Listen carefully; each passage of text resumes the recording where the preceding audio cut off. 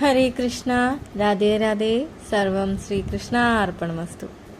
നാളെ, അതായത് സെപ്റ്റംബർ 14 ഞായറാഴ്ച, ശ്രീകൃഷ്ണ ജയന്തി കേരളമെമ്പാടും ആഘോഷിക്കുന്നു. അതൊരു വലിയൊരു ഉത്സവമാണ്. ഈ വേളയിൽ നമുക്ക് കൃഷ്ണൻ്റെ വെണ്ണയോടുള്ള കൊതിയെക്കുറിച്ചുള്ള ഒരു കഥ കേട്ടാലോ?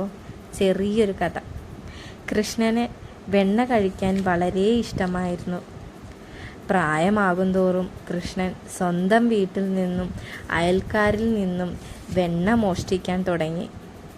ഓരോ വീടുകളും കയറി ഇറങ്ങാൻ തുടങ്ങി. കൃഷ്ണന് എത്താതിരിക്കാൻ അതായത് നമ്മുടെ യശോദാമ്മ വെണ്ണ തൂക്കിയിടാൻ തുടങ്ങി. ഉറിയിലൊക്കെ തൂക്കിയിടാൻ തുടങ്ങി. പതുക്കെ മറ്റു ഗോപികമാരും അത് പിന്തുടർന്നു. കൃഷ്ണനെ പേടിച്ചാണ് കേട്ടോ. എന്നാൽ കൃഷ്ണനും കൂട്ടുകാരുമാകട്ടെ പെട്ടെന്ന് തോറ്റുകൊടുക്കുന്നവരായിരുന്നില്ല. അതിനൊരു പരിഹാരം അവർ കണ്ടെത്തി.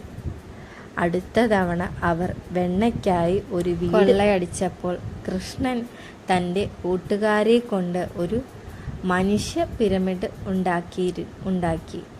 അതായത് ഒരാളുടെ മുതുകിൽ മറ്റൊരാൾ കയറി ഇരിക്കും.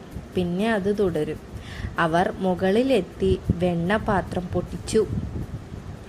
വെണ്ണ മുഴുവനും എല്ലാവരും കൂടിയിരുന്ന് കഴിച്ചു.